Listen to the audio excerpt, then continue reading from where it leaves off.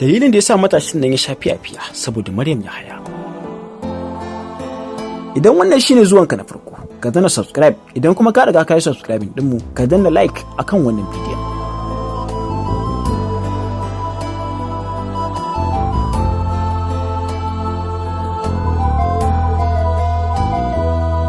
Matashin ɗan asalin ƙaramar hukumar Gashuwa ta jihar Yobe ya zo jihar Kano ne saboda yana ƙaunar jarumar Kannywood Maryam Yahaya, inda ya nemi ganinta amma hakan ya zama ƙura. Sai daga bisani yanke shawara ya buga mata waƙa, ƙila ta hakan zai samu salo cikin sauƙi. Bayan ya yi waƙar hakan bai yiwu ba, duk da dai ya ce abokan aikinta ne suke kawo masa tsaiko wajen ganinta.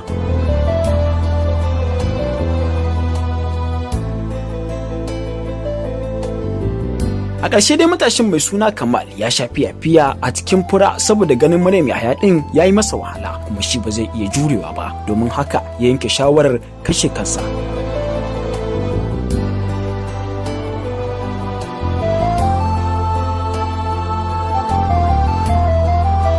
Bayan ya sha fiya-fiyan ya yanke jiki ya faɗi, inda wasu suka taimaka aka kira Hizba aka sanar da su, inda suka tura mota aka ɗauke shi zuwa asibiti.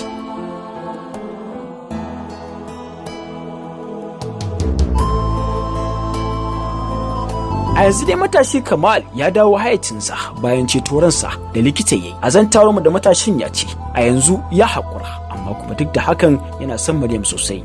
Masu sauraron mu, ko me ra'ayinku dangane da wannan abin da wannan bawan Allah ya aikata akan jaruma Maryam Yahaya?